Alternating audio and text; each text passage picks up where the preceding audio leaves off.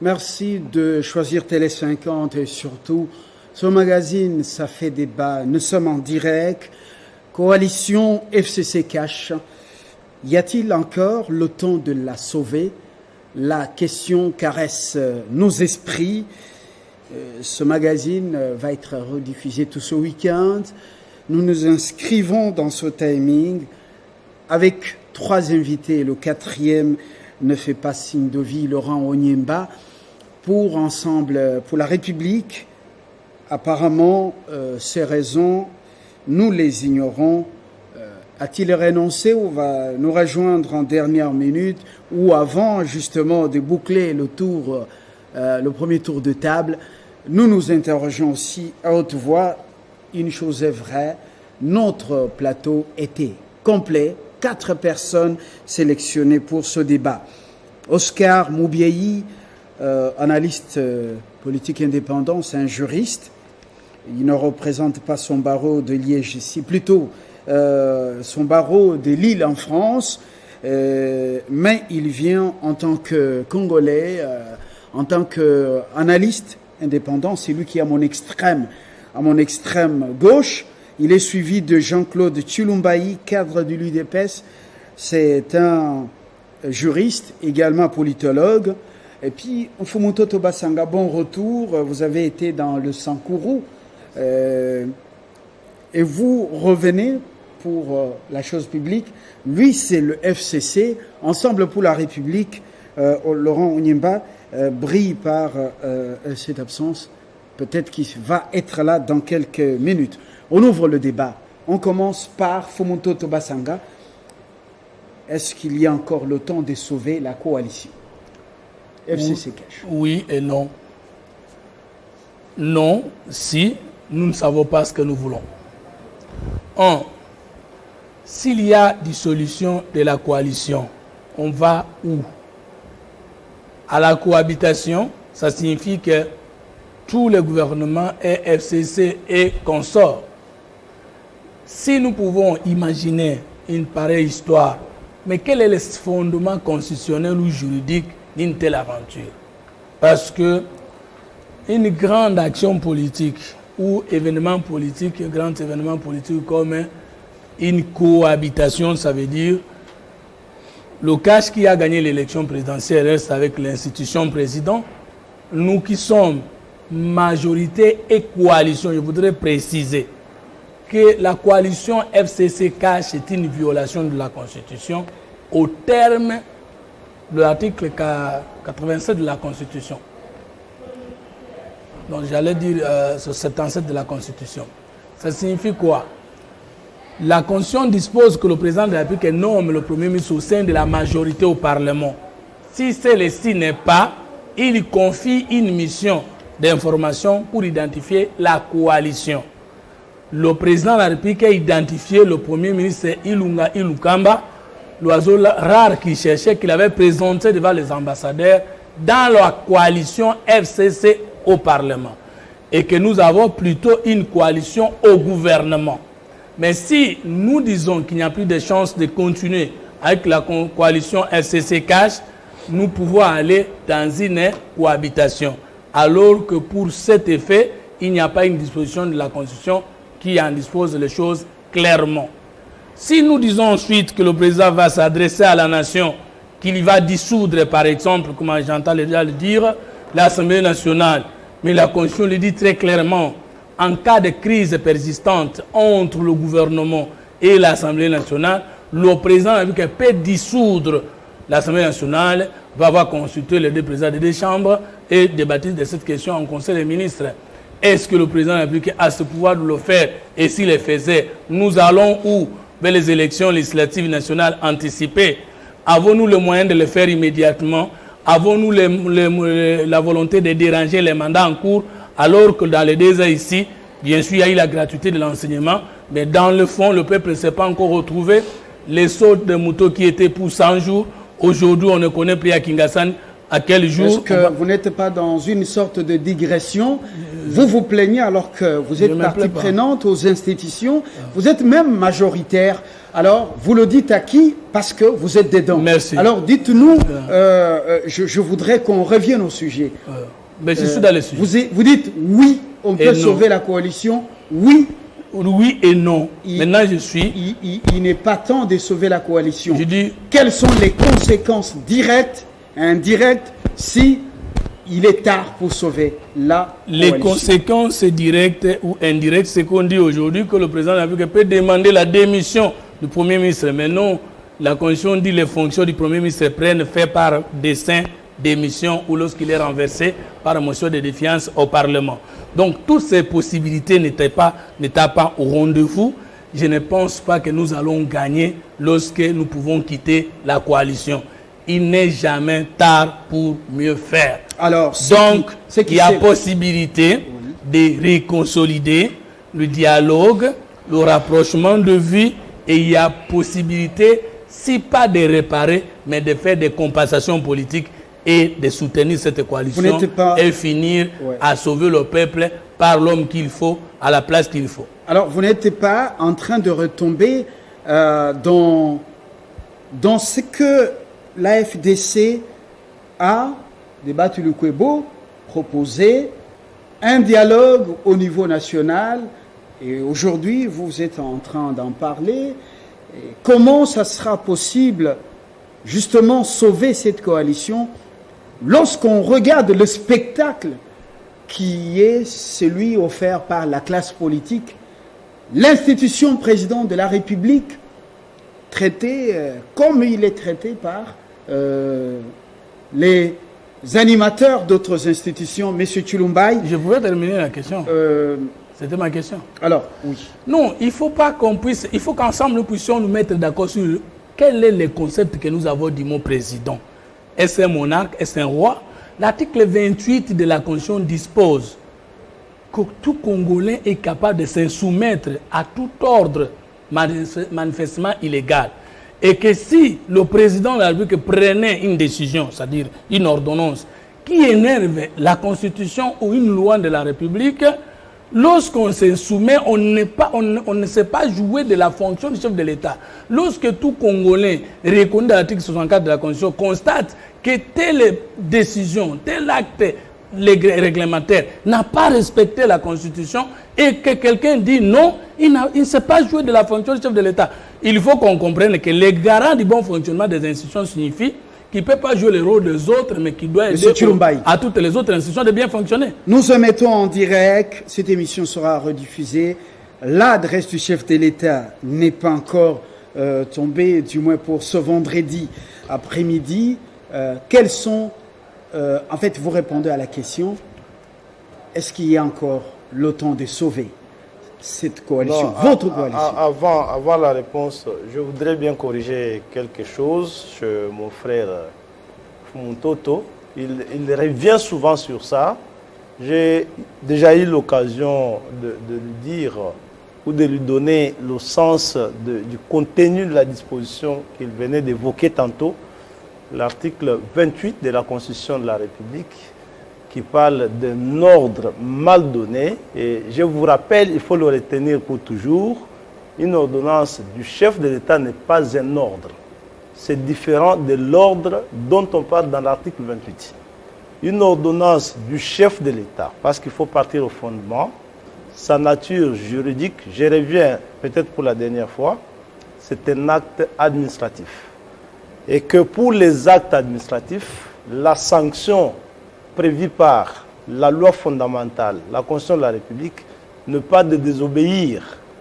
J'insiste, les actes administratifs sont couverts du préalable, du privilège de préalable, qui suppose que de leur prise, ils sont supposés conformes à toute légalité établie, jusqu'à leur infirmation par l'unique juge. Donc, il faut faire désormais la différence entre l'ordre, la notion d'ordre contenue dans l'article 28 de la Constitution, et la notion d'acte administratif dont les sanctions dans la Constitution sont bel et bien prévues par l'article 162 alinéa 1er. Et là, on vous offre la possibilité, si vous trouvez que ces actes offensent la suprême autorité de la Constitution, ce que la Constitution vous autorise, c'est de les entreprendre devant le juge constitutionnel. C'est l'article 162 alinéa premier, mais aussi on trouve ça dans l'article 43 de la loi organique portant organisation et fonctionnement de la Cour constitutionnelle. Donc il ne faut plus revenir avec ça ici parce que nous parlons comme témoignage, j'insiste sur ça, et il y a nos jeunes qui nous suivent, il faut qu'ils retiennent aussi ça de cette façon-là. Alors, la question de savoir maintenant si on peut encore sauver quelque chose, elle doit commencer par un questionnement, est-ce qu'il y a crise à ce jour et sur quoi porte la crise? S'il y a crise, elle porterait sur le refus obstiné du FCC de reconnaître la signature du chef de l'État apposée sur des ordonnances ayant porté nomination de certains hauts magistrats, mais aussi des nominations dans le commandement militaire. Et là, encore, je rappelle, ce refus est dû à quoi? Et tire son fondement de quoi? Pourquoi est-ce que ça choque le FCC lorsque on veut que la justice soit indépendante? Parce que vous l'avez suivi, parfois dans ce pays, on accorde l'importance aux futilités. Lambert Mende, un homme honnête, j'ai désormais appris à le respecter. Parce que lui, il a eu pitié de ce pays. Il a enregistré un audio de lui-même.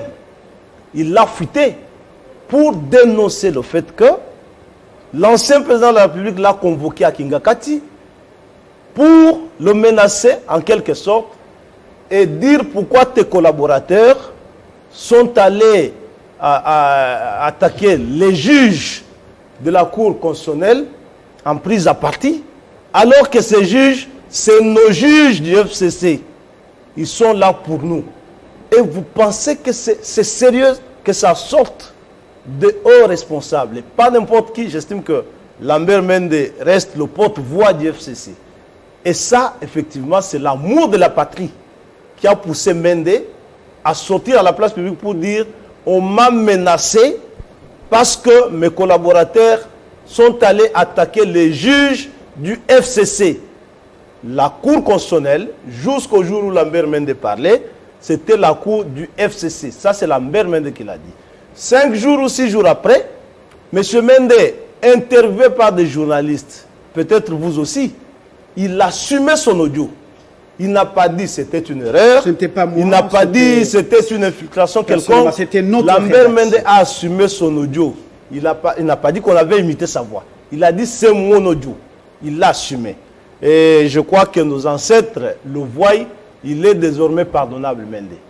Et lorsque cela arrive dans un pays comme le nôtre, et que le chef de l'État prend des ordonnances, il n'y a plus de débat là-dessus parce que personne ne nie que ces ordonnances sont conformes à la Constitution et à tout. Vous vous dites non, nous n'exécutons pas ces ordonnances. Mais là, le problème, c'est lequel? Vous dites bien tout ce que vous avez dit là. La sanction de non-conformité de ces ordonnances à la Constitution ou aux lois, c'est désormais la personne de Mme Janine Mabunda ou la personne de Maître Tambou Mwamba qui ont réussi de cette Constitution le mandat de dire que lorsqu'un acte du président de la République ne serait pas conforme à la Constitution, nous avons le pouvoir de le banaliser. Ça, c'est des faits extrêmement graves. Mais ici, moi, j'estime que tout cela a eu lieu. Le problème ici n'est pas de sauver la coalition ou ne pas sauver la coalition. C'est de constater que vous avez un Premier ministre, vous avez un président de l'Assemblée, vous avez un président du Sénat, un Premier ministre qui ne reconnaît plus pour valide désormais les signatures du chef de l'État. Alors, pour un homme honnête, un intellectuel de la trempe, il y a crise ou il n'y a pas de crise. La trempe de Ilunga Ilukamba, est-ce qu'il attendrait que le président lui dise démissionne? Non! Il devrait être cohérent et conforme avec lui-même et démissionner. Parce que lorsque vous dites que la Constitution ne prévoit pas que le Premier ministre puisse être appelé à la démission par le chef de l'État, je crois que c'est un débat de doctrine dans lequel je ne préfère plus entrer. Moi maintenant, parce que nous avons eu longuement à discuter de cette question aujourd'hui, mais la coalition actuellement au pouvoir n'est pas le FCC, tu l'as bien dit, c'est la coalition FCC-Cash. Et dans cette coalition FCC-Cash, constitutionnellement ou légalement parlant, ni le FCC ni le Cash n'existent. Ce qui existe encore, que tu le soulignes pertinemment bien maintenant, bien que je ne partage pas ce point de vue, que la nomination du Premier ministre serait illégale, ce qui existe, c'est des partis, IDPS, AAA, BBB, INC, PPRD. Et que dès lors que nous constaterons que lui ne veut pas démissionner, nous sommes libres, nous IDPS, nous INC, de dire que nous nous retirons de cette coalition et donc elle tombe. Et lorsqu'elle tombe, qu'est-ce qu'on fait? On tentera d'identifier notre majorité. Si elle n'existe pas, bien évidemment, nous rentrerons devant le peuple pour qu'il tranche. C'est là que moi je dis qu'il n'est pas ici le lieu de venir encore discuter de ce genre de questions. Il y a bel et bien crise. Il y a bel et bien crise. La crise permettra au chef de l'État, à ce jour où nous parlons, soit de rappeler ses alliés ou nos alliés à l'ordre, parce qu'ils ont manqué à leur devoir de moralité publique, soit de mettre fin aux fonctions du Premier ministre. S'il ne veut pas démissionner, nous sommes très à l'aise, nous pourrons nous retirer de cette coalition, soit de dissoudre l'Assemblée pour envoyer les députés devant le peuple afin que le peuple nous départage. Donc toutes ces trois options, il n'y a aucune qui peut échapper aux prérogatives constitutionnelles du président de la République à ce jour. Et alors, donc, comme nous ne sommes pas dans les secrets du roi, le chef parlera à ce jour, il va nous dire quelle orientation il entend donner et à la survie de la coalition et à l'avenir de la nation. Mais ce que je sais, c'est qu'il n'est plus temps, il n'est plus question que Tshisekedi accepte que son mandat subisse des gels du FCC. Nous allons passer la parole à Oscar Mobiaï. Vous avez terminé votre temps d'antenne. Du moins pour ces premiers tours de table, nous tournons cette émission dans la fièvre, dans l'attente de l'adresse du chef de l'État, il faut le dire. Nous sommes vendredi, il est 16h, passé de quelques minutes. Oscar Mobiaï, ce qui s'est passé, ou ce qui se passe, ça a déjà eu lieu dans un autre pays. Les deux speakers de deux chambres du Parlement absents dans une cérémonie de prestation de serment de hauts magistrats, le Premier ministre absent, et vous comprenez que la crise est-elle consommée? Est-ce que le président va oublier ces humiliations pour dire sauvons plutôt la coalition? Merci beaucoup. Votre question était de savoir si on peut encore sauver la coalition. Et pour répondre à cette question, je crois qu'elle soulève celle de savoir si cette coalition vaut encore la peine. Et avant de répondre à cette question-là, il me faudra quelques observations par rapport à ce qui a été débuté et soutenu par notre ami Fumutoto, dont je suis heureux de retrouver après beaucoup d'années. Bon, je le prends c'est un peu triste pour moi, parce que bon, il n'est pas juriste, donc c'est tout à fait normal. Il aurait dû se réserver d'invoquer un peu les articles de la Constitution, mais je pense que la Constitution au Congo maintenant est invoquée par même ceux qui... Enfin, on peut l'invoquer, mais pas l'invoquer en donnant des leçons quand on ne pourrait pas être à mesure, évidemment, par rapport à ses compétences pour donner des leçons en matière, en tout cas, qui est étrangère à M. Fumutoto. Donc, deux observations. La première... Il a fait 3 ans en droit avant d'aller en Sciences Po. C'est un juriste et politologue. Ben écoutez, 3 ans... que je me sois trompé. Bon, ça c'est un débat beaucoup purement académique. Je n'entre pas dans ce débat-là. Mais je considère que 3 ans en droit, ça me paraît très très suffisant pour arriver à des solutions mieux abouties pour éclairer l'opinion. Donc, quand M. Fumutoto dit qu'il invoque l'article 28 pour pouvoir justifier l'attitude blâmable et en même temps répréhensive du couple parlementaire qui est récidiviste, Tambou Mwamba et Mabunda, l'article 28 ne peut pas être opérant en l'espèce, donc pour pouvoir justifier cette attitude blâmable et répréhensive. Pourquoi? Je crois que monsieur le professeur Chilumbaï, c'est ça, l'a déjà répondu à cette question. Et pour maintenant appuyer cette réponse de manière encore davantage claire, on dit à l'article 28 que nul n'est tenu d'obéir à un ordre manifestement illégal. Or, en l'espèce, l'ordre dont il s'agit, pour qu'on soit dans les contextes, c'est un ordre constitutionnel. Alors, l'ordre légal. En l'espèce, l'article 10 de la loi organique sur le fonctionnement, n'est-ce pas, par rapport à la prestation des serments. Cet article 10 impose la présence de l'Assemblée nationale et du Sénat. Donc, c'est de par la loi que l'Assemblée nationale et le Sénat étaient dans l'obligation légale de se retrouver à la cérémonie. Ne l'ayant pas fait, il faut en tirer les conséquences. Et par ailleurs, je pourrais vous dire que suite à un collectif de citoyens congolais, il y a une plainte d'initiée contre les couples parlementaires parce qu'il me paraît inadmissible que ce même couple parlementaire continue à violer comme ça, de manière légère et de manière toujours non punie, les lois de la République. Vous vous souviendrez que j'étais devant vous pendant l'état d'urgence. J'avais estimé qu'il y avait violation de la Constitution par les couples parlementaires, Madame, M. Tambou Mwamba et Mabunda, dans la mesure où, à l'article 85, ils devaient convoquer leurs chambres respectives pour voter la loi de mesures d'accompagnement de l'état d'urgence. Pendant que tous les dirigeants du monde entier étaient en union sacrée pour sauver leur pays et leur peuple contre le Covid-19, c'était curieux de voir M. Tambou Mwamba et Mabunda, les couples parlementaires, s'exhiber pour dire qu'il y avait violation de la Constitution, qui n'en était pas une.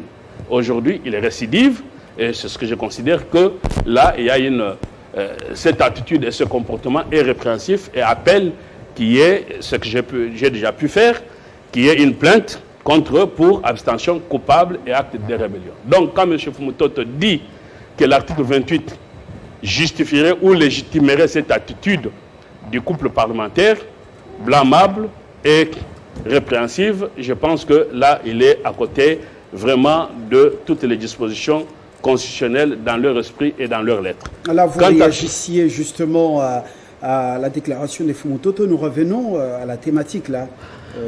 Sauver. Oui, je vais y arriver. Donc, parce qu'il faut qu'on soit... Alors, quand il parle de l'article 88 sur 78 pour la violation de la Constitution par rapport à la nomination de M. Ilokamba, bon, on voit toujours violation de la Constitution dans ce pays, je ne sais pas pourquoi. Et curieusement, ceux qui sont spécialistes en cette violation, ce sont ceux-là qui l'invoquent. Je crois que quand on parle de Premier ministre qui est issu de la majorité parlementaire, c'est ce qu'on appelle, on ne pouvait même pas le dire dans la Constitution, c'est superfétatoire. Cela, c'est juste ce qu'on appelle le fait majoritaire. Le fait majoritaire voudrait quoi? Que le président de la République choisisse un Premier ministre dans la majorité à l'Assemblée nationale. Conséquence, c'est parce que s'il ne choisit pas la personne qui ne partage pas le même avis ou que l'Assemblée ne veut pas admettre, cette personne, ce Premier ministre-là, quand il va aller présenter son programme devant l'Assemblée nationale, on va rejeter cela. Or, le FCC n'a jamais refusé d'accepter le programme national de leur Premier ministre issu de leur rang.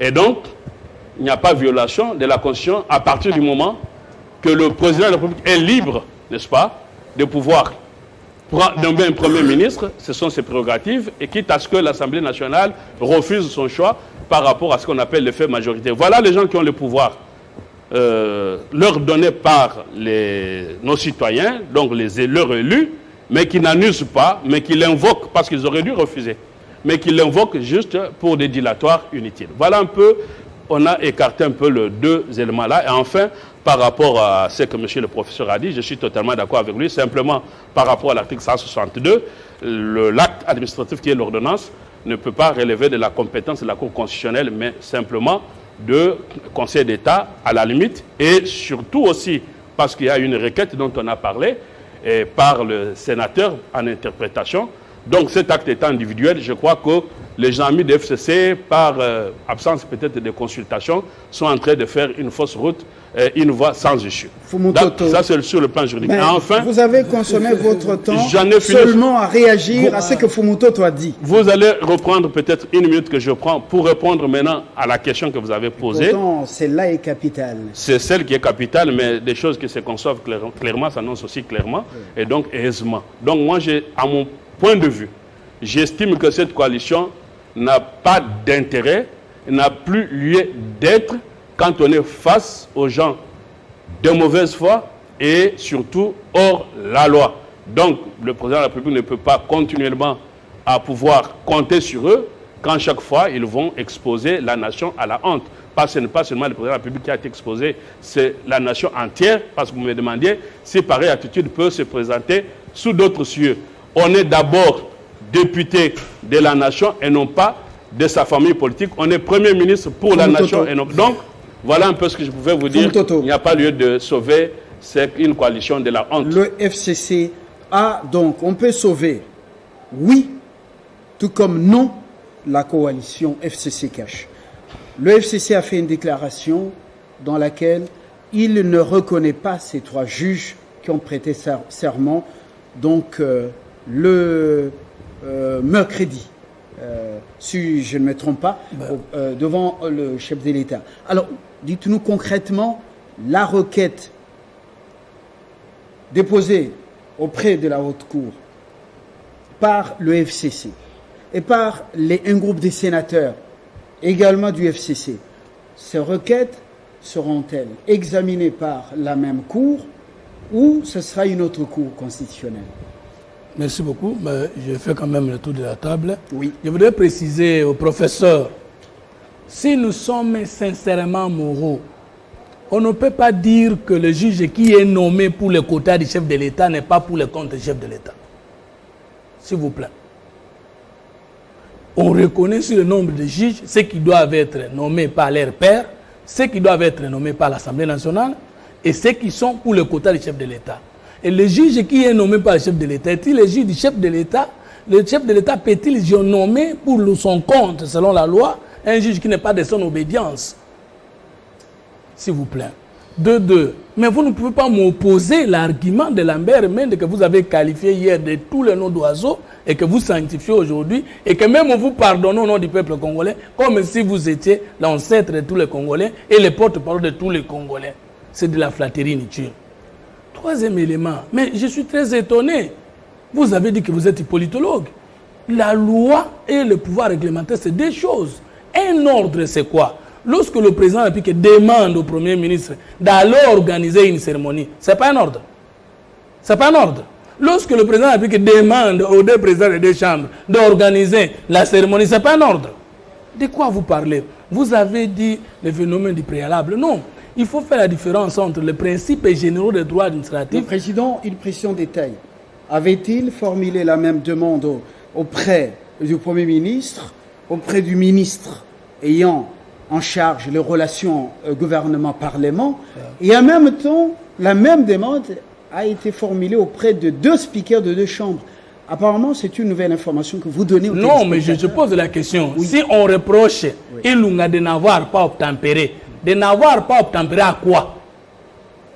C'est ça la question. Je lui réponds pour que lui nous redéfinisse c'est quoi l'ordre. De deux, lorsqu'une ordonnance exige à quelqu'un de faire quelque chose, ce n'est pas un ordre. Non. Quand on dit le fait du préalable, il faut bien expliquer. S'il y a le principe général des droits administratifs qui est inséré dans l'économie d'une disposition légale d'un pays, on ne peut plus évoquer le principe général. On doit généralement évoquer l'économie de la disposition dans la Constitution. Nul n'est tenu à respecter un ordre manifestement illégal. Deuxième chose, je vous donne l'article 64 de la Constitution. L'article 64 de la Constitution dit « Tout Congolais a le devoir sacré de tenir en échec tout individu ou groupe d'individus qui prend le pouvoir par la force ou qui l'exerce en violation des dispositions de cette Constitution. » Et je rencontre Maître Oscar pour lui dire que je n'ai pas besoin d'être juriste pour connaître la loi. Parce que la Constitution dit « Ni n'est censé ignorer la loi ». Me connaître mes droits, mes devoirs ne fait pas de moi un juriste. Je n'ai pas revendiqué être avocat ici ou juge pour que vous puissiez me dire vous n'avez pas qualité de dire le droit parce que vous n'êtes pas juriste. Maintenant, la Constitution, c'est quoi? C'est un droit de tous les Congolais. Est-ce qu'il est interdit à un Congolais de connaître ce qu'il est interdit de faire et ce qu'il est autorisé de faire dans la Constitution? D'où est venue l'idée de dire il n'est pas juriste, il n'a pas qualité? Et vous qui êtes juriste, en prenant la parole pour me contredire, qu'est-ce que vous avez dit de spécial qui a montré vraiment qu'il s'agit là d'un expert qui parle? C'est de prétention inutile. La science aujourd'hui n'est plus dans les carcans. Vous pouvez être juriste en carton, tout comme meilleur juriste, tout comme quelqu'un qui n'a pas fait le droit, peut maîtriser matière de droit. Est-ce que vous connaissez toutes mes formations occultes, privées, personnelles? Vous les connaissez? Mais quand vous dites que je n'ai pas qualité de parler de cette Faisons un débat républicain. Faisons un débat républicain. Parce que je dois quand même répliquer des choses. Un débat républicain. Conseil juridique. Un débat républicain. Oui, si mon conseil juridique m'instruit sur une question de droit, en tant que scientifique, je ne peux pas le répéter. Dites-moi. Non, ça c'est un faux débat. Rentrons dans la question. Vous avez dit qu'il y a crise, maître Chilomba. Je voudrais vous raconter. S'agit-il d'une crise sociale, économique, politicienne, institutionnelle ou crise politique? Je prends l'encyclopédie ou le lexique en sciences politiques.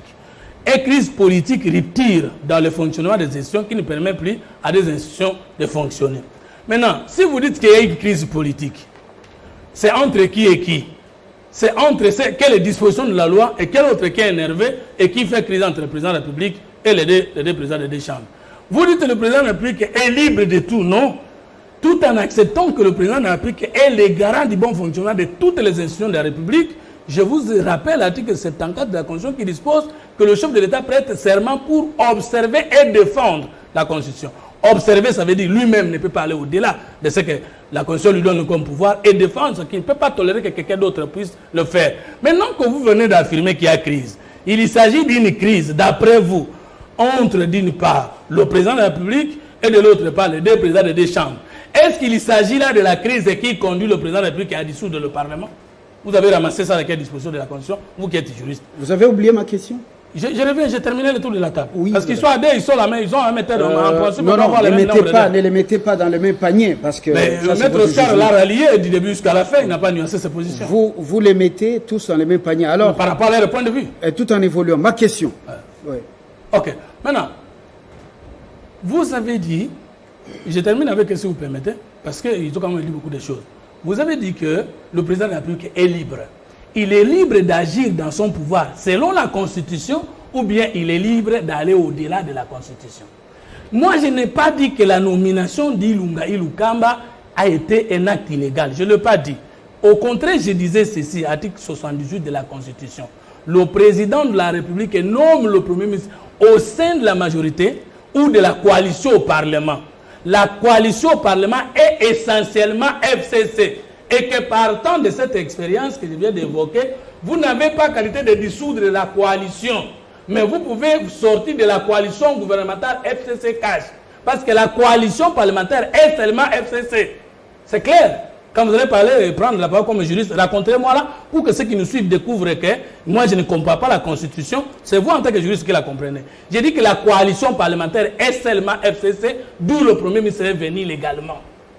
Maintenant, la coalition gouvernementale a fait que Joseph Kabila a toléré que les gens du cash aient des membres au gouvernement, ce qui n'est pas conforme à la Constitution. Maintenant, vous allez abandonner ce que vous n'avez pas. Vous n'allez pas sortir de la coalition parlementaire parce que le cash ne fait pas partie de la coalition au Parlement. Je crois que c'est très clair. Enfin, moi, je souhaite que le président de la République puisse agir dans ses prérogatives comme les garants du bon fonctionnement de toutes les institutions de la République et qui puisse sauver l'avenir du pays. Et je crois à la sagesse du président et je ne crois pas qu'il va revenir dans les émotions des uns comme dans celles des autres. Je pense qu'il va avoir un discours de père de la nation, d'un président et de quelqu'un qui est jaloux de son mandat et qui ne peut pas continuer à accepter des ennuis qui ne permettraient pas que son mandat réussisse. Je ne vois pas le président revenir et à renforcer les crises. Alors, si la coalition est sauvée, telle que peut-être vous le proposez, c'est que vous vous êtes entendu pour faire souffrir le peuple jusqu'en 2023. Je réponds. Et puis, lui présenter ce spectacle désolant avec des répercussions jusque dans les écoles pour apprendre à nos enfants à agir de Je cette réponds. manière. Je ne pas, s'il vous plaît. C'était la question à laquelle. S'il vous plaît. C'est Chilumbaï. Fabien, s'il vous plaît, je réponds à Le cette question. timing, Chilumbaï. On va revenir encore. Monsieur Chilumbaï. Voilà, il n'y a pas une majorité FCC à l'Assemblée nationale. Ça, c'est une contre-vérité. Je n'ai pas dit ça. C'est ce que vous dites. Vous dites la majorité, parlementaire. Il a dit la coalition. La coalition majoritaire et FCC. Voilà. Non. Il n'y a pas une... Le président honoraire, l'autorité morale du FCC, non. a toléré que vous ayez des postes dans le gouvernement. Je dis que la coalition, elle est cache FCC. Au Parlement? Oui. Non. Il n'y a pas de FCC au Parlement parce que la CENI n'a pas enregistré un parti politique ou un regroupement politique du nom de FCC. Au Parlement, il y a AFDESA, dont les députés ont été spoliés. FDC. Il y a les AAA, c'est ça, bébé, de Pius Mwabilou, qui leur a dit qu'il n'entrait pas dans des attitudes irréfléchies. Il est venu participer au serment des juges. Ça vous donne déjà le tableau de ce qui représente la majorité au Parlement. Il n'y a pas une coalition FCC qui a fait la majorité au Parlement. Vous êtes dans les débauchages. Vous êtes dans les débauchages. Non. À propos de la crise, je t'ai déjà dit ici, la notion de crise persistante, elle n'est plus doctrinaire chez nous. S'il vous plaît, chez nous au Congo. Elle a été définie. Elle a été définie par une disposition légale. C'est l'article 28 de la loi numéro 3 du 1er février 2013 qui modifie la loi de 2008 sur la libre administration des provinces. Cette loi a eu l'avantage de définir la notion de crise persistante. Elle dit, entre autres éléments d'une crise persistante, institutionnelle persistante, le fait qu'il y a risque de dysfonctionnement des institutions de l'État. Et ici, nous sommes en train de parler de la Cour constitutionnelle. La Cour constitutionnelle, si elle n'est pas patronne d'un ordre juridictionnel donné, elle chapeaute l'institution judiciaire. Ça signifie quoi concrètement? Nous, on n'a plus besoin d'aller chercher dans la doctrine une notion que la loi définit de manière claire. Donc, là, je ne reviendrai plus sur ça. C'est tout à fait clair. Vous n'avez pas rencontré ma question. La crise qui oppose le président, les deux chambres. Qui assure la police du débat.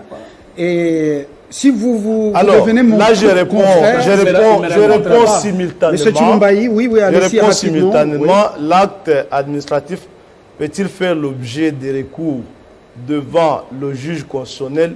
Oui. Ce qui fait la distribution des compétences entre le juge administratif et le juge constitutionnel, c'est en fait l'enfreinte qui est visée. Lorsque un acte du président de la République est plutôt incriminé d'avoir violé la Constitution, il est bel et bien du pouvoir de la Cour constitutionnelle. Et ici, ce que vous évoquez, c'est que l'ordonnance du président de la République a violé l'article 158 de la Constitution et ça établit la compétence de la Cour constitutionnelle. En vertu de l'article 43 de la loi organique portant organisation et fonctionnement de la Cour constitutionnelle, l'article 162 de la Constitution. Ça établit la compétence de la Cour constitutionnelle. Maintenant, lorsque vous dites il n'y a pas de juge, au nom de séparation des pouvoirs, vous ne savez même pas comprendre que la compétence de déclarer un acte illégal et de l'invalider revient à l'institution judiciaire, vous vous réunissez. Mais Mme Janine Mabunda et Maître Tambou Mwamba ne disent pas quand est-ce qu'ils ont reçu le mandat de députés pour écrire en leur nom et dire que le Parlement ne participerait pas à la cérémonie de prestation de serment. Je fais état le règlement intérieur de l'Assemblée. J'ai regardé là où on parle du bureau de l'Assemblée, ou même du bureau du Congrès, parce qu'ils ont signé à imaginer ça. Je n'ai trouvé nulle part aucune compétence d'engager l'Assemblée en cette matière-là. Ils se sont institués en juge, ils se retirent dans un bar, ils disent ok, nous on dit que l'acte du chef de l'État est inconstitutionnel, on l'a pris pour l'invalide. Est-ce que c'était dans un bar? On dit qu'ils étaient à Showbiz, je crois que c'était un bar. Pas un bar. Donc là, je suis en train d'appuyer l'idée que Maître Oscar vient d'avancer ici, ça s'appelle en droit rébellion. Et la rébellion, ça se sanctionne. On va y arriver. Maintenant, ici, il y a un autre élément. Vous revenez sur l'ordre. Non, j'ai dit le cérémonial de prestation de serment de juge n'est pas un ordre du chef de l'État. Il est consacré par l'article 10 de la loi organique portant l'organisation et le fonctionnement de la Cour constitutionnelle. Ce n'est pas un ordre du chef de l'État.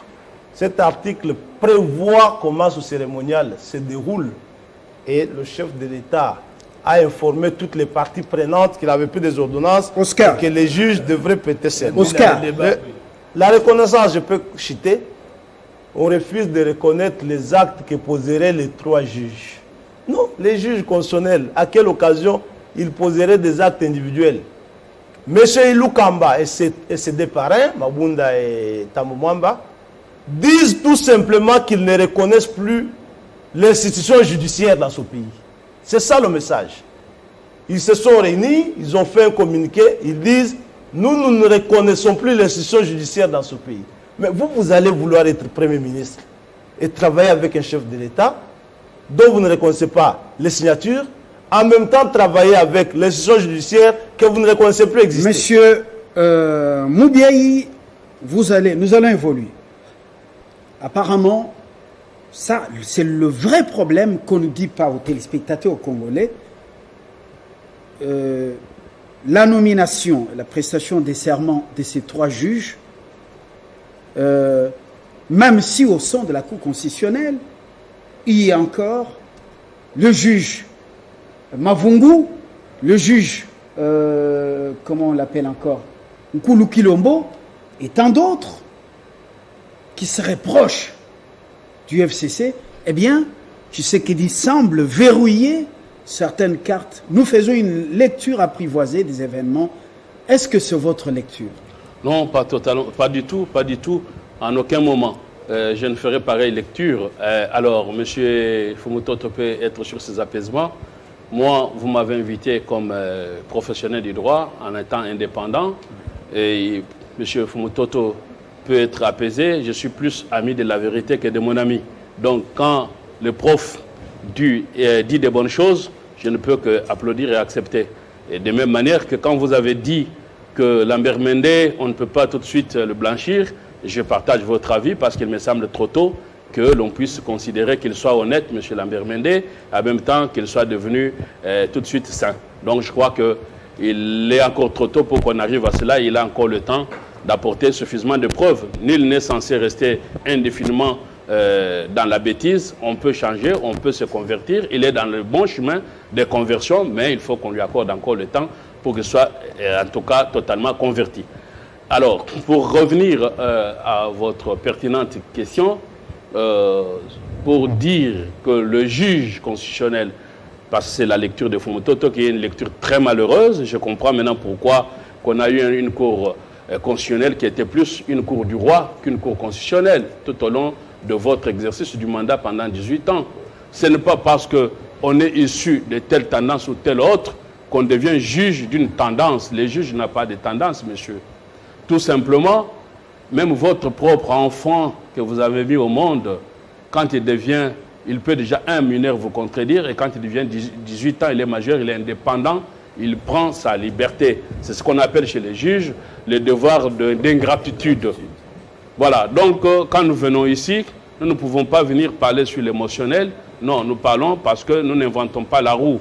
Ce que nous avons, ce sont deux notions universelles et qui doivent être appréhendées. Donc le juge n'a pas, parce qu'il est issu de FCC ou d'autres, non. Le juge est indépendant et d'ailleurs c'est garanti par la Constitution, quel que soit le mode de sa désignation. Être issu de la présidence de l'Assemblée, ce n'est qu'un mode de désignation. Ça, c'est la première chose. Deuxième chose, M. Fumutoto, c'est pour ça que j'ai regretté que vous puissiez vous hasarder sur des notions constitutionnelles. Si vous avez un conseiller juridique, en tout cas, il vous a trompé.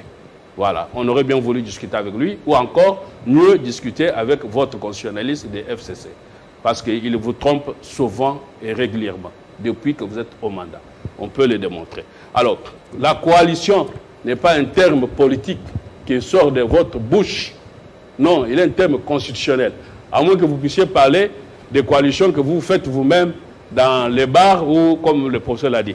C'est à l'alinéa 2. Il n'y a pas eu de coalition dans des bars, donc non, l'alinéa 2. Utiliser l'alinéa 2. Moi, je prends. Courtois. Bon, mais je reste courtois. Il n'y a pas eu de bars qui ont abrité. S'il y a des coalitions, monsieur le journaliste, s'il y a des coalitions qui se font et se défont en dehors de la Constitution, ça sont des choses privées. C'est la notion des bars. Maintenant, je prends l'article 78 qu'il a invoqué lui-même à son alinéa 2. C'est à cet endroit qu'on parle de la coalition. Que dit la Constitution à son article 78? Le Premier ministre est issu de la majorité parlementaire. Premier alinéa. Deuxième alinéa. S'il n'y a pas telle majorité, on nomme un informateur pour identifier la coalition. Voilà. En l'espèce, dans le cas du Congo, il n'y a pas eu un informateur. Et donc, on a considéré que le Premier ministre était issu de la majorité parlementaire. Maintenant, comme le prof le dit, s'il y a des ententes privées, parce que FCC ou famille, autorité morale, tout ça, ça n'existe pas de part de la loi. Maintenant, vous pouvez vous entendre entre vous de pouvoir partager vos points de vue que vous appelez coalition. Ça, ce n'est pas de l'ordre constitutionnel. Pour qu'il y ait coalition au sens institutionnel, il faut qu'on désigne par le président de la République un informateur qui identifie cette coalition en l'absence de la majorité. Voilà un peu ce que je peux vous dire. Maintenant, est-ce que ce soir, le président de la République n'ayant pas été au secret des anges, est-ce que peut-il arriver à dissoudre l'Assemblée nationale? Réponse oui. Est-ce qu'on peut assister à une révocation du Premier ministre? Réponse oui, de par la Constitution. Alors, révocation du Premier ministre. Le président de la République peut pousser politiquement le Premier ministre à la démission. À partir du moment que le Premier ministre, avec le président de la République, les violons ne s'accordent pas, et M. Ilokamba a démontré à la face du monde, en prenant une attitude blâmable et légère, de ne pas rehausser de sa présence à la cérémonie prévue par la loi pour l'indépendance de notre justice. Il n'est pas allé. Il faut dire que lui, il n'avait pas l'obligation légale d'y aller parce qu'il n'est pas cité par l'article 10. Mais en revanche, quand il y a un événement d'ordre national, le chef du gouvernement doit rehausser de sa présence. C'est de l'ordre d'éthique. Maintenant, ne l'ayant pas fait, il a nettement eu à solidariser avec le camp dont il est issu, alors qu'il est homme d'État, et il a apporté la preuve qu'il n'est pas homme d'État, il n'est qu'un politicien, un envoyé du FCC. Donc, on peut le pousser à la démission, et le président prendra acte de sa démission par la révocation. Et enfin, oui, sur la dissolution, la dissolution n'est pas dans la lecture que vous faites. Quand il y a une crise, non, il ne faut pas lire les textes de manière littérale. Quand on prend la théorie institutionnelle, une dissolution peut être ce qu'on appelle la dissolution opportune. Ça veut dire que le président de la République peut estimer que la majorité qui est au sein de l'Assemblée ne me convient pas, ça ne me permet pas de gouverner, et par opportunisme, arriver à faire une dissolution, il peut le faire. Et d'encore, il a le pouvoir d'appréciation. Donc, voilà un peu ce qu'on peut dire. Alors, on vous renvoie à vos lectures. Vous allez réagir, et nous prenons le dernier tour de table. Vous allez réagir avec un peu plus de minutes parce que... non, on n'est pas deux. Non, la science n'a pas d'amis. C'est pas le camp, c'est pas le camp cache. Fumutoto. Okay. Vous allez réagir, soyez calme, réagissez, ramassez toutes leurs préoccupations. Merci beaucoup. Monsieur le professeur Chilombaye, vous ne m'avez pas rencontré. Voici ce que j'ai dit. Article 78 de la Constitution, vous deux vous suivez. Si vous pouvez suivre au lieu de vous donner un ordre. Le président de la République nomme le Premier ministre au sein de la majorité parlementaire. Si celle-ci n'est pas, il confie une mission d'information à une personnalité pour identifier la coalition. Vous me dites que je ne connais pas, alors que je l'ai dit en tête, vous le lisez là-bas. C'est vous qui avez placé cette économie de la disposition dans ma tête, ou bien je l'ai déjà lu. Mais je n'ai pas vu là ce que vous m'avez contredit. Maintenant, pourquoi n'a-t-il pas nommé un informateur? Parce qu'il y avait une majorité. Vous laissez Fumutoto. Laissez-moi tranquille. Parce qu'il y a eu une coalition. Non. Et, laissez Fumutoto et cette coalition est FCC, comme, pas cette fois-ci non plus, comme plateforme électorale, mais comme regroupement politique, s'il vous plaît. Et en plus de ça, pour encore vous enfoncer dans votre erreur, nous avons aussi signé un accord de gouvernement. Et dans cet accord, la coalition FCC a pris des 60 ministres et le cash à 30, si je ne m'abuse pas, ou 25. C'est signé les pourcentages de la coalition FCC et le pourcentage du cash. 60%, 60%. Ou bien 60 postes ministériels. Je parle de 60%. Parce qu'on n'a pas plus de 60 postes ministériels. D'accord. 60%. Et là, ce sont des documents d'État. Et je suis étonné que les deux juristes n'ont pas l'information sur ça. Comme le président n'a pas nommé l'informateur, ça veut dire que le président a accepté que le regroupement politique qui a plus de 251 députés au Parlement constitue la coalition du sein de laquelle il a nommé Ilunkamba, présenté comme oiseau rare aux ambassadeurs. Quand vous allez prendre la parole, racontez-moi. Monsieur le professeur Chilumbaye, je vous ai ironisé par une question. J'ai ironisé par une question. Dites-moi s'il y a crise. De quelle crise s'agit-il? Et vous avez dit, oui, on souligne la crise lorsqu'il y a rupture et dysfonctionnement au niveau de l'alchimie institutionnelle. Je suis d'accord avec vous. Mais en tant que politologue, je peux appeler ça un problème.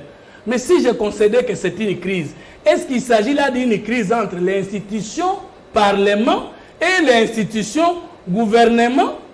Et alors la Constitution dit, en cas de crise persistante entre le gouvernement et l'Assemblée nationale, le président de la République peut dissoudre l'Assemblée nationale. Mais est-ce que les crises opposent le gouvernement? Faites-vous de l'institution président aussi institution gouvernement.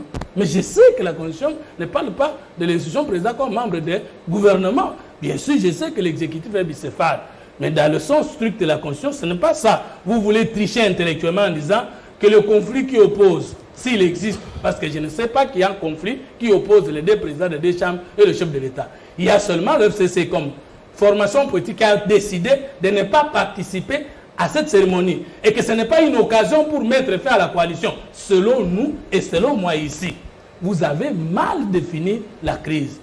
Maître Oscar, encore vous suivez l'ami dans l'erreur. Vous avez dit que vous choisissez entre la vérité et l'amitié. Mais choisissez maintenant la vérité de mon côté et abandonnez l'autre ami. Je sais pourquoi. Quand vous me dites que dans les 18 ans où vous me au pouvoir, j'ai révélé à ceux qui nous suivent que jusqu'au moment où vous n'étiez plus dans les murs de Kinshasa, vous étiez de l'AFDC, de l'honorable Bahati. Et à cette époque-là, vous étiez au pouvoir. Et moi, je n'ai jamais été membre du pouvoir de Kabila pendant 18 ans. Quand vous me dites que quand nous étions en train de violer la Constitution, c'est une histoire qui est dans votre cerveau personnel, vous la créez et vous m'imposez. Moi, je suis au FCC comme plateforme électorale. Mais je n'ai jamais été dans les 18 ans de Kabila comme vous étiez dans la FDC, comme représentant même en France. On se connaît très bien de quoi vous parlez. Vous voulez cacher l'histoire, mais vous n'allez pas la cacher devant les témoins de l'histoire. Maître Oscar, quand vous dites que le président peut dissoudre, peut révoquer, je vous informe en droit administratif que la démission, même s'il y a des pressions sur le plan politicien ou pratique, la démission est un acte unilatéral de l'exercice de la fonction qui accepte de l'abandonner. Mais lorsqu'il y a révocation, on ne parle plus de la démission, s'il vous plaît. Si on comprend bien, vous voulez rendre le pays ingouvernable. Non, je suis encore dans la doctrine, je viens sur l'actualité. Et abandonner ce peuple dans sa misère, dans sa misère. Je vais l'aider à comprendre. Mais ça ne m'empêche pas de poser, ça ne m'empêche pas de poser des questions. Le président peut pousser le Premier ministre à la démission. Au même moment, il dit qu'il peut le révoquer. Est-ce que vous pouvez rectifier? Est-ce que vous pouvez rectifier? Faux juriste, c'est qui? Non, je ne dis pas qu'il est le faux juriste. Il fait les faux juristes. C'est-à-dire, il utilise les droits pour cacher son sentiment. Un peu d'élégance. Ici, ça pose problème. Un peu d'élégance. Je n'ai pas besoin d'énerver l'amitié que nous avons avec Maître Oscar. Je disais seulement... Hein? Sauf le fou s'énerve. Mais non, on ne pas s'énerver. C'est moi qui ai jugé comme mon mot n'est pas opportun, je l'ai retiré. Et puis encore, il a qualifié l'action du chef de l'État qui l'amènerait à révoquer Ilunga d'opportunisme. Il dit par effet d'opportunisme, le président peut arriver à le révoquer. Non. La Constitution, comme le droit administratif le dit, la compétence est d'attribution. Et je suis fier parce que j'ai en face de moi un chef de l'État qui prône l'état de droit. Et l'état de droit est simplement conçu comme philosophie politique dans laquelle tout le monde est sous le dictat de la loi, y compris le président comme le premier esclave de la Constitution. Donc il n'a pas de pouvoir en dehors de ce que la Constitution lui donne. Comme la Constitution dit que le Premier ministre ne peut quitter le pouvoir que par démission, par dessein et par mécanisme parlementaire, donc le président peut se fâcher, mais le président ne peut pas le révoquer. Mais enfin, est-ce que je souhaite qu'il y ait vraiment crise de cette envergure à la tête de mon pays? Je dis non. Je regrette, moi, en tant que géniteur de la troisième voie, les comportements des uns des autres. Parce que dans un État, la crise peut entamer toutes les institutions, sauf les plus hautement représentatifs du peuple. Apparemment, vous n'êtes pas écouté au sein du FCC. J'ai fait la politique. Cette sagesse, est-ce qu'elle est écoutée? Il prend beaucoup de minutes. Non, je termine, Oscar. Je ne peux pas souhaiter, moi, que mon président de la République ait un problème avec les deux présidents des deux chambres. Parce qu'il n'y a que des institutions. Je termine. Il n'y a que des institutions qui représentent directement le peuple. C'est-à-dire le Parlement et l'institution président. Alors, même si on peut avoir des conflits avec le gouvernement, les membres du gouvernement sont les représentants des partis politiques. Merci, mais le président de la République et le Parlement représentent directement le peuple. Alors chacun 1 minute 30, 1 minute 30. Jean-Claude. Moi, je ne sais pas pourquoi vous dites 1 minute 30. Il était premier à prendre la parole, il a fait 8 minutes. Ah non, maître, s'il vous plaît. Voilà. Commencez à mentir. S'il vous plaît. Le président de la République nomme le Premier ministre au sein de la majorité parlementaire. L'article 78 ne dit pas au sein du parti politique majoritaire. Ça signifie quoi? Lorsque les gens se rencontrent au Parlement, on dit toujours, c'est un fait sociologique. Ils viennent vers le président et disent, nous sommes ensemble, nous sommes une majorité. Le président constate qu'il y a une majorité parlementaire. La formule de l'informateur n'intervient que lorsqu'une telle majorité ne se dégage pas d'elle-même. Dans le cas sous examen, nous nous sommes retrouvés, l'UNC, l'UDPS, le PPRD, le PALU, AAAA, BBBB, CCC. On s'est dit, nous constituons une majorité parlementaire. On a dit au président, il y a une majorité parlementaire, non au sein de nous. Et Maître Oscar vous a dit la conséquence. Ça s'apprend bien dans un cours que tu as étudié en première licence, les régimes politiques contemporains. Il vous a donné la conséquence. Ce fait étant sociologique, lorsqu'on se retrouve devant l'Assemblée, c'est elle qui béatifie. S'il y a eu des erreurs dans la constitution de cette majorité, l'Assemblée n'investit pas le gouvernement. C'est ce que je peux vous dire. Maintenant, que vous justifiez le fait que cette majorité serait FCC parce que le FCC a eu beaucoup de ministres ou beaucoup de postes, non, ce n'est pas ça. Ce regroupement a 48 partis politiques. Nous avons 2 partis politiques. Et lorsqu'on parle du FCC et du CACH, la répartition ministérielle s'est réalisée en fonction de la participation du nombre de partis politiques. Maintenant ici, vous revenez à la crise. Vous vous étonnez que Maître Oscar vous parle de l'opportunisme politique? Non, on a eu ce débat. Moi, j'ai suivi le professeur Ndioli, qui, d'ailleurs, après avoir fini son cours de droit constitutionnel à l'UPC et à l'UNIKIN, où il a enseigné à tous les enfants du Congo ici, qu'exactement, dans ce pays, dans cette constitution, le président peut dissoudre l'Assemblée et que cette dissolution, elle est un acte unilatéral, conformément à l'article 69 de la Constitution, parce qu'il agit comme arbitre du bon fonctionnement des institutions. Mais après avoir fini ce cours, en tout cas moi je l'ai suivi sur un plateau de télévision, tout démentir, je crois qu'il a suffisamment pris du temps pour modifier l'enseignement. Mais ce n'est pas ça que je voulais dire. Lorsqu'on dit ici la crise entre gouvernement et parlement, ça ne se justifierait même pas dans la théorie du gouvernement. Ici la logique voudrait que lorsqu'on parle de la crise, d'abord le juge de la crise c'est qui? Je vous ai dit que c'est le chef de l'État qui est juge de la crise. Oscar. Merci beaucoup. En un, est-ce que le serment qui a été prêté par les juges constitutionnels est-il régulier ou pas? Réponse, c'est régulier. En conséquence, on ne peut pas se fonder sur une prétendue irrégularité pour dire non à un ordre légal. 2. Est-ce que le juge constitutionnel peut être lié au président de la République? La réponse est non, parce que le juge constitutionnel est indépendant. Est-ce que le président de la République est-il jaloux de son mandat? La réponse non, parce qu'il n'est pas comme les anciens présidents qui étaient trop jaloux à leur mandat ou qui ne voulaient pas quitter le pouvoir. Il vous a indiqué qu'il ne fera que 2 mandats. Donc, par rapport à la nation, il n'est pas là pour un mandat, il est là pour... Le vrai mandat, c'est le mandat qui continue pour l'éternité avec le peuple, non pas être accroché au pouvoir. Il vous a indiqué qu'il n'y était pas accroché. Donc enfin, la coalition. Enfin, la coalition doit-elle être dissoute ou pas? Réponse, oui, elle ne sert à rien. 4 et enfin, est-ce que vos accords de tel aura 60 ministres, d'autres 40, ça sont des accords de salon qui n'engagent pas les chefs de l'État, parce que le chef de l'État n'est lié par aucun accord parti politique. Non, il est chef de l'État, il est au-dessus de la mêlée. Par exemple, nous autres, société civile par exemple, étions-nous là-bas? Est-ce que le peuple... Non. Donc le chef de l'État, il est pour le peuple. Et enfin, M. Fumutoto, vous êtes très amnésique. J'ai beaucoup d'admiration pour M. Bahati, mais je n'ai jamais été membre de son parti politique.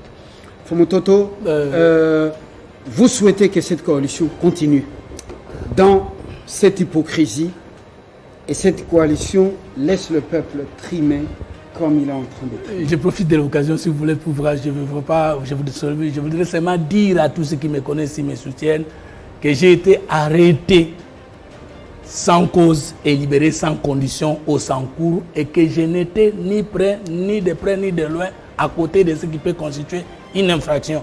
Mais M. Lokwampinga Morga m'a créé un document de reconnaissance que c'est l'actuel secrétaire général du gouvernement, M. Jean-Libert Ekumba Kumbata Ilongo, qui serait derrière tout ce qu'on est en train de faire comme tout le monde autour de la personne de Fumutoto. S'il vous plaît, affaire privée, justement, je voulais quand même préciser ça pour que les Congolais qui nous suivent, parce qu'on a raconté Fumutoto est allé arrêté, tapé sur le camp, ça n'a jamais été même dans d'autres états aux alatés, et donc des maçons de cette envergure doivent être évités par les gens qui sont aux institutions de la République. Deuxième élément, je voudrais dire à Maître Oscar, moi je ne suis pas tendancieux du tout. Pour moi, je dis que personne ne connaît tout, mais tout le monde sait quelque chose. Rien n'est totalement bon, mais ni totalement mauvais. Que le Congo gagne avec ou sans nous. Moi, mon souci, c'est que je veux que le président protège la République et que je ne trouve pas que ces crises vont profiter au peuple congolais. Mais comme vous pensez que ces crises vont profiter au peuple congolais, malheureusement, je ne pense pas que le président va écouter les sentimentalistes. Le président va écouter la voix de la raison et il va opter pour une voie qu'il sait que ça va protéger l'avenir de la République. Aujourd'hui, vous dites que la coalition FCC-Cash est sans objet. Mais pourquoi on l'a eu? Aujourd'hui, vous dites président de la République. Non, s'il vous plaît, vous dites que le président de la République ne connaît pas les accords de salon. Il a été élu comme président sur la liste de l'IDP. Vous appelez parti politique accord de salon alors que les partis politiques sont reconnus pour former la coalition. Je vous remercie d'être venu. Nous voulons protéger la République, nous voulons la paix entre FCC. Fumutoto Basanga, Oscar Moubiaï et Jean-Claude Tulumbaï, merci d'être venus. On n'a pas eu n'a pas, s'il vous plaît, un n'est pas venu, vous avez compris que ça un peu impacté négativement sur l'équilibre qu'on devait avoir dans ce débat. Alors, nous terminons en attendant d'écouter le chef de l'État. On fera les commentaires après, mais entre-temps, ce magazine sera rediffusé samedi à donc 9h et dimanche à 11h, même 11h15, tout au plus tard ou tout au plus. Excusez-nous, nous reviendrons sur l'adresse du président de la République. Très bon suite de programme sur votre chaîne. Au revoir.